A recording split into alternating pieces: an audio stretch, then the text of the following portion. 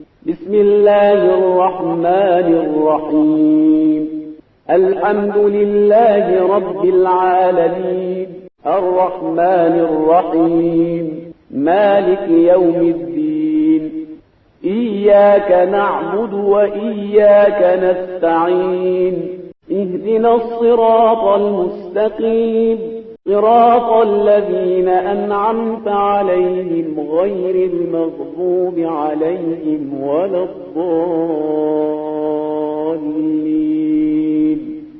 اعوذ باللہ من الشیطان الرجیم. بسم اللہ الرحمن الرحیم. الحمد لأہلہ والصلاة علی اہلہا. السلام علیکم ورحمۃ اللہ وبرکاتہ. آؤ کتاب پڑھیں. چہردہ معصومین علیہم السلام کے حالات زندگی کے بارے میں ہم آپ کی خدمت میں گفتگو پیش کر رہے ہیں، اور اس سلسلے میں کتاب رہبران معصوم علیہم السلام کے پیج نمبر 193 یعنی 193 پیج تک ہماری گفتگو آپ کی خدمت میں پیش ہو چکی ہے. آئیے گفتگو کے سلسلے کو جاری رکھتے ہیں. حضرت علی علیہ السلام کا علم.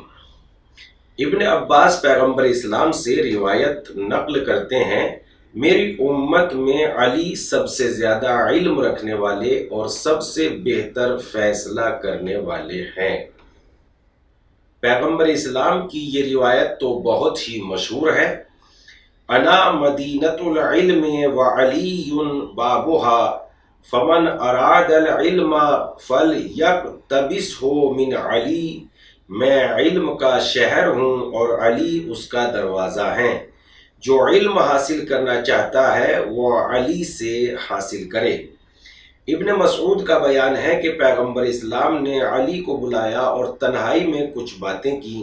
جب واپس آئے تو میں نے دریافت کیا پیغمبر نے کیا فرمایا. حضرت علی علیہ السلام نے فرمایا، پیغمبر نے مجھے علم کے 1000 باب تعلیم دیے اور ہر باب سے 1000 دروازے میرے لیے کھل گئے ہیں. ایک دن علی علیہ السلام نے منبر پر ارشاد فرمایا، یا معاشر الناس سلونی قبل ان تفقدونی. اے لوگو، جو چاہو مجھ سے دریافت کر لو قبل اس کے کہ مجھے نہ پاؤ، کیونکہ گزشتہ اور آئندہ کا علم میرے پاس ہے. خدا کی قسم، اگر میرے لیے مسند قضاوت بچھا دی جائے تو یہودیوں کو ان کی کتاب سے، اہل انجیل کو انجیل سے، اہل زبور کو ان کی زبور سے، اہل قرآن کو قرآن سے فیصلہ دوں گا. خدا کی قسم، مجھے قرآن کا سب سے زیادہ علم ہے، اس کی تعویل کو سب سے زیادہ جانتا ہوں. آپ نے دوبارہ پھر ارشاد فرمایا، سلونی قبل ان تفقدونی. مجھ سے دریافت کر لو قبل اس کے کہ مجھے نہ پاؤ. اگر تم مجھ سے قرآن کی ایک ایک آیت کے بارے میں دریافت کرے تو میں تمہیں بتاؤں گا کہ یہ آیت کہاں نازل ہوئی، کس کے بارے میں نازل ہوئی. میں تمہیں بتاؤں گا کہ ناسخ کون ہے، منسوخ کون ہے، خاص کون ہے، عام کون ہے، محکم کون ہے، متشابہ کون ہے، مکی کون ہے اور مدنی کون ہے. جانشینی. حضرت علی علیہ السلام کے انہی تمام فضائل کی بنا پر پیغمبر صلی اللہ علیہ وآلہ وسلم کو خدا کی جانب سے یہ حکم ملا کہ علی کی جانشینی اور خلافت کا اعلان کر دیں. پیغمبر یہ بات مختلف مواقع پر بیان کر چکے تھے. اسی بات کو غدیر کے عمومی مجمع میں وضاحت کے ساتھ بیان فرمائی. سن 10 ہجری میں پیغمبر نے مکے کا سفر کیا تاکہ فریضہ حج بجا لائے. اسی سفر میں جو لوگ پیغمبر کے ساتھ تھے ان کی تعداد 1,20,000 بتائی گئی ہے. واپسی کے وقت یہ تمام افراد پیغمبر کے ہم رکاب تھے. 18 ذی الحجہ کو پیغمبر صحرائے جوفا میں دوپہر کے وقت غدیر خم پہنچے. نماز کی اذان کا اعلان ہوا، لوگ جمع ہوئے، نماز ادا کی گئی. اونٹ کے کوہانوں سے ایک بلند جگہ بنائی گئی. پیغمبر وہاں تشریف لے گئے اور فرمایا، ہم اور تم دونوں ہی مسئول اور ذمہ دار ہے، تم کیا کہتے ہو؟ ہم گواہی دیتے ہیں کہ آپ نے ہماری ہدایت فرمائی، اس راہ میں بے پناہ کوششیں کی، خدا آپ کو بہترین اجر عطا فرمائے۔ کیا تم خدا کی وحدانیت اور اس کے بندے محمد کی رسالت کی گواہی دیتے ہو؟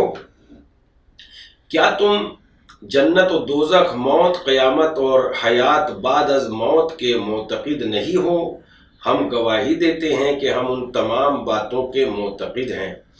خدا تو گواہ رہنا۔ اس کے بعد لوگوں کی طرف رخ کر کے ارشاد فرمایا، اے لوگو، ہم ایک دوسرے سے کوثر کے کنارے ملاقات کریں گے، اس وقت دیکھوں گا کہ تم نے ان دو گراں قدر چیزوں کے ساتھ کیا سلوک کیا۔ اے رسول خدا، وہ دو چیزیں کیا ہیں؟ خدا کی کتاب اور میرے اہل بیت۔ میرے پروردگار نے مجھے خبر دی ہے کہ یہ دونوں اس وقت تک ایک دوسرے سے جدا نہ ہوں گے جب تک کہ حوض کوثر پر مجھ سے ملاقات نہ کر لیں۔ ان پر سبقت حاصل نہ کرنا ورنہ ہلاک ہو جاؤ گے، ان سے جدا نہ ہونا ورنہ برباد ہو جاؤ گے۔ اس وقت حضرت علی علیہ السلام کا ہاتھ اٹھایا تاکہ سب دیکھ لیں اور پہچان لیں، اور اس کے بعد ارشاد فرمایا، ایھا الناس من اولی الناس بالمؤمنین من انفسہم، اے لوگو، مومنین پر خود ان سے زیادہ کسے حق حاصل ہے؟ خدا و رسول خدا بہتر جانتے ہیں۔ خدا کو مجھ پر ولایت حاصل ہے اور مجھے مومنین پر زیادہ اختیارات حاصل ہیں جو انہیں اپنے آپ پر حاصل نہیں ہے۔ لہذا پھر فرمایا، من کنت مولا ہو فہذا علی مولا، میں جس کا سرپرست اور ولی ہوں، علی بھی اس کے سرپرست اور ولی ہیں۔ پروردگارا، تو ان کے دوستوں کو دوست رکھ اور ان کے دشمنوں کو دشمن، جو ان کی مدد کرے تو اس کی مدد فرما اور جو ان سے جنگ کرے تو اسے سزا دے۔ اے لوگو، یہ باتیں ان تک پہنچا دینا جو یہاں نہیں ہیں۔ ابھی لوگ منتشر نہیں ہوئے تھے کہ یہ آیت نازل ہوئی، الیوم اکملت لکم دینکم واتممت علیکم نعمتی ورضیت لکم الاسلام دینا۔ آج کے دن ہم نے تمہارا دین کامل اور تم پر اپنی نعمتوں کو تمام کر دیا۔ اس بات پر راضی ہوں کہ تمہارا دین اسلام ہو۔ حقوق میں مساوات۔ جس وقت حضرت علی علیہ السلام کو ظاہری حکومت ملی، آپ منبر پر تشریف لے گئے اور خدا کی حمد و ثنا کے بعد ارشاد فرمایا، خدا کی قسم، جب تک مدینے میں میرے پاس کھجور کا ایک درخت بھی ہے اس وقت تک میں بیت المال سے کچھ نہیں لوں گا۔ تم خود سوچو، جب میں بیت المال سے کچھ نہیں لے رہا ہوں تو تمہیں کیسے دے دوں گا؟ اس وقت عقیل کھڑے ہوئے اور کہنے لگے، کیا آپ ہمیں مدینے کے سیاہ فاموں کے برابر قرار دیں گے؟ فرمایا، بھائی بیٹھ جائیے، آپ کے علاوہ کوئی اور یہ بات نہیں کہہ سکتا۔ آپ کو اس سیاہ فام پر کوئی برتری حاصل نہیں ہے مگر ایمان اور پرہیزگاری کی بنیاد پر۔ بعض پیروکار نے آپ کی خدمت میں عرض کیا، اے امیر المومنین، کیا بہتر نہیں تھا کہ آپ ابتدا میں بڑے بڑے لوگوں کو بیت المال سے زیادہ حصہ دیتے اور جب آپ کی حکومت کی بنیاد مستحکم اور مضبوط ہو جاتی اس وقت عدل و انصاف کی بنیاد پر تقسیم کرتے؟ امام نے فرمایا، افسوس، تم مجھ سے یہ مطالبہ کر رہے ہیں کہ میں اپنی حکومت کی بنیاد ظلم و ستم کو قرار دوں اور مسلمانوں سے ناانصافی کروں۔ خدا کی قسم، یہ کام مجھ سے ہرگز نہ ہوگا۔ باخدا، اگر بیت المال میری ذاتی ملکیت ہوتا تب بھی عدل و انصاف سے ہی تقسیم کرتا، چہ جائے کہ یہ مال میرا مال نہیں ہے۔ امیر المومنین اور خلفاء۔ جس وقت پیغمبر اسلام نے اپنی محبت بھری آنکھیں اس دنیا سے بند کر لیں، آفتاب رسالت لوگوں کی نگاہوں سے اوجھل ہو گیا، اس وقت موقع کے متلاشی افراد سقیفہ بنی سعدہ میں جمع ہوئے اور ہنگامے کے بعد حکومت کی باغ ڈور حضرت ابو قحافہ کے سپرد کر دی گئی۔ جب پیغمبر اسلام صلی اللہ علیہ وآلہ وسلم پہلے ہی خدا کے حکم سے حضرت علی علیہ السلام کو اپنا جانشین معین فرما چکے تھے، کے بعد جب ان کو حکومت مل گئی تو ان کے بعد حضرت عمر خلیفہ ہوئے اور ان کے بعد حضرت عثمان۔ اس طرح یہ افراد 25 سال تک حکومت کرتے رہے اور اس طولانی مدت میں نمائندہ الہی حکومت اسلامی کی واقعی حقدار اور پیغمبر اسلام کے حقیقی جانشین حضرت علی علیہ السلام صبر سے کام لیتے رہے۔ یہ اسلامی تاریخ کا دردناک اور افسوسناک حادثہ ہے، یہاں تک کہ دوسرے مذاہب کے افراد یا وہ لوگ جو کسی بھی مذہب کے قائل نہیں ہیں، جب وہ حضرت علی علیہ السلام کی طاقت فرسا کوششوں اور فداکاریوں، خلوص، شجاعت، علم و عمل، فکر و خیالات، عدل و انصاف کو دیکھتے ہیں تو اس ظلم و ستم کے خلاف نفرت کا اظہار کرتے ہیں، چہ جائے کہ منصف مزاج مسلمان اور ہم شیعہ اس ظلم کا اثر کو حساروں سے بھی زیادہ بلند تر اور افسوسناک ہے۔ سن 11 ہجری میں حضرت ابوبکر خلیفہ ہوئے اور 63 سال کی عمر میں سن 13 ہجری میں اس دنیا سے انتقال کر گئے۔ 2 سال 3 مہینے اور 10 دن خلافت کی۔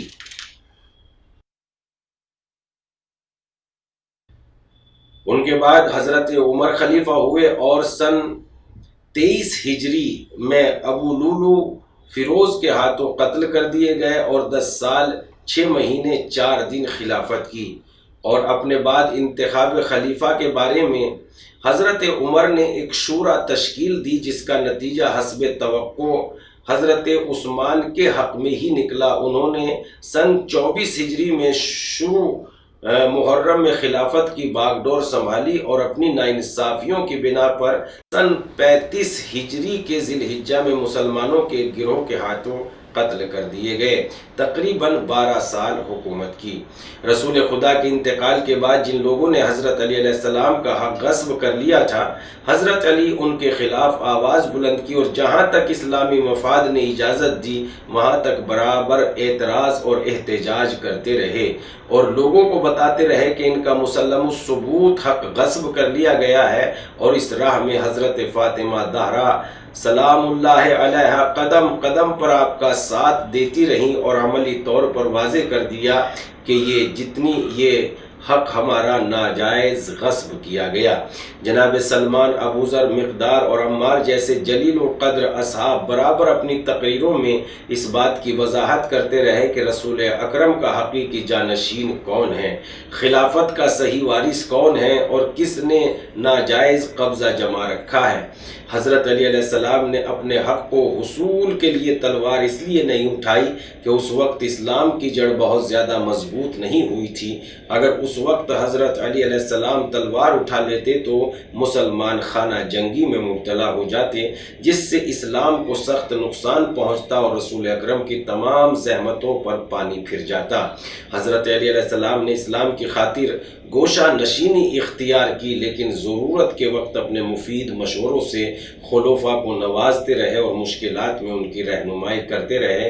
خلیفہ دوم کا یہ جملہ بار بار دہراتے تھے، لولا علی لہلک، اگر علی نہ ہوتے تو وہ ہلاک ہو جاتے۔ حضرت علی علیہ السلام کے مشوروں اور رہنمائیوں نے انہیں اتنا زیادہ متحیر بنا دیا تھا کہ بے اختیار حضرت کے علم و فضل کا اقرار کرنا پڑتا تھا۔ اس طرح کے چند نمونے پیش خدمت ہیں۔ خلیفہ اول کے دور میں یہودیوں کے بعض علماء خلیفہ اول کے پاس آئے اور یہ دریافت کیا، اگر آپ اس امت میں پیغمبر کے جانشین ہیں تو ہم نے توریت میں یہ پڑھا ہے کہ پیغمبر کا جانشین سب سے زیادہ علم رکھتا ہوگا، لہذا آپ یہ فرمائیے کہ خدا آسمان میں ہے یا زمین میں؟ خلیفہ اول نے جواب دیا، خدا آسمان میں ہے۔ انہوں نے کہا اس کا مطلب یہ ہے کہ زمین اس سے خالی ہے، یعنی خدا ایک جگہ ہے دوسری جگہ نہیں۔ یہ تم منکرین کی باتیں ہیں، یہاں سے چلے جاؤ ورنہ تمہارے قتل کا حکم دے دوں گا۔ وہ وہاں سے چلے آئے اور اسلام کا مذاق اڑانے لگے۔ حضرت علی علیہ السلام نے ان میں سے ایک کو اپنے پاس بلایا اور فرمایا، میں جانتا ہوں کہ تم نے کیا سوال کیا تھا اور تمہیں کیا جواب ملا، لیکن سنو، خداوند عالم نے مکان کو وجود دیا ہے، لہذا اس کا کوئی مکان نہیں ہے، وہ اس سے بلند ہے کہ مکان اس کا احاطہ کر سکے، وہ ہر جگہ ہے لیکن کسی میں داخل نہیں ہے، اس کا علم ہر چیز کو اپنے دائرے میں لیے ہوئے ہے۔ یہ بات سن کر یہودیوں نے اسلام قبول کر لیا اور کہا، خلافت و جانشینی کی بس آپ حقدار ہیں اور کوئی نہیں۔ خلیفہ دوم کے دور میں قدامہ بن مدعون نے شراب پی، خلیفہ دوم نے اس پر شراب کی حد 80 تازیانے جاری کرنا چاہیے۔ قدامہ نے کہا کہ مجھ پر حد جاری کرنا واجب نہیں ہے، کیونکہ خداوند عالم نے قرآن میں ارشاد فرمایا جو ایمان لائے ہیں اور اچھے اعمال انجام دیتے ہیں، جو چیزیں وہ پیتے ہیں اس میں کوئی حرج نہیں ہے اگر وہ پرہیزگار اور نیک کردار ہیں۔ اس کے بعد خلیفہ دوم نے اس پر کوئی حد جاری نہیں کی۔ یہ بات حضرت علی علیہ السلام تک پہنچی۔ آپ حضرت عمر کے پاس آئے اور سارا ماجرا دریافت کر کے فرمایا تم نے خدا کا قانون نافذ کیوں نہیں کیا؟ خلیفہ نے وہی آیت دہرائی۔ امام نے فرمایا یہ آیت قدامہ کے شامل حال نہیں ہے، کیونکہ جو لوگ خدا پر ایمان لائے ہیں اور نیک اعمال انجام دیتے ہیں وہ حرام خدا کو حلال نہیں کرتے۔ قدامہ کو واپس بلاؤ اور اس سے کہو کہ توبہ کرے، اگر وہ توبہ کر لے تو اس پر حد جاری کرو، ورنہ اسے قتل کر دو، کیونکہ وہ شراب کی حرمت سے انکار کر کے اسلام سے خارج ہو گیا۔ یہ بات جب قدامہ نے سنی تو واپس آ کر توبہ کی اور گناہوں سے دستبردار ہو گیا، اور خلیفہ کو یہ نہیں معلوم تھا کہ شراب خوار کی حد کیا ہے۔ اس نے امام سے دریافت کی۔ امام نے فرمایا شراب خوار کی حد 80 تازیانہ ہے۔ خلیفہ سوم کے دور میں یہ واقعہ علامہ مجلسی علیہ الرحمہ نے کشاف ثعلبی اور خطیب کی 40 سے نقل کیا ہے۔ خلیفہ سوم کے زمانے میں ایک عورت کے 6 مہینے بچہ پیدا ہوا تو خلیفہ نے اس پر زنا کی حد جاری کرنے کا حکم دے دیا کہ یہ فرزند اس کے شوہر کا نہیں ہے، یہ بچہ کسی اور کا ہے، لہذا اس عورت کو سنسار کر دیا جائے۔ امام نے جب یہ واقعہ سنا تو خلیفہ سے فرمایا میں خدا کی کتاب سے تم سے بحث کروں گا۔ خدا نے ایک آیت میں حمل اور دودھ پلانے کی مدت 30 مہینے بیان فرمائی ہے۔ حملہ و فصالہ 30 شہرا، سورہ احقاف آیت نمبر 15۔ اس کا حمل اور اس کی دودھ بڑھائی 30 مہینے ہیں، اور ایک دوسری آیت میں دودھ پلانے کی مدت 2 سال یعنی 24 مہینے فرمائی ہے۔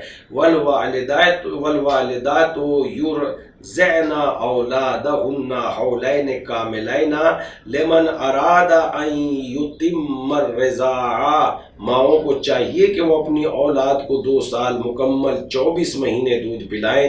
اگر وہ دودھ پلانے کی مدت قطعی طور پر 24 مہینے تو پہلے آیت کی روشنی میں جس میں حمل اور دودھ پلانے کی مدت 30 مہینے بیان کی گئی ہے تو حمل کی مدت 6 مہینے ہوگی۔ قرآن کی روح سے اس عورت نے کوئی ناجائز کام نہیں کیا۔ خلیفہ سوم نے اس عورت کو آزاد کرنے کا حکم دے دیا۔ اسی استدلال کی روشنی میں ہمارے فقہا نے حمل کی کم سے کم مدت 6 مہینے قرار دی ہے، یعنی ہو سکتا ہے ایک بچہ 6 مہینے میں پیدا ہو جائے لیکن 6 مہینے سے کم حمل کی مدت نہیں ہو سکتی۔ ناظرین، ہماری گفتگو پیج نمبر 201 یعنی 201 تک پہنچ چکی ہے، لہذا گفتگو یہیں پر تمام کریں گے اور پھر آپ کی خدمت میں حاضر ہوں گے انشاءاللہ۔ تب تک کے لیے آپ دیکھتے رہیے آؤ کتاب پڑھیں اور دوسروں کو بھی علم کی روشنی کا راستہ دکھاتے رہیے تاکہ ہم سب صراط مستقیم پر چل کے منزل مقصود کو حاصل کر لیں۔ والسلام علیکم ورحمۃ اللہ، خدا حافظ۔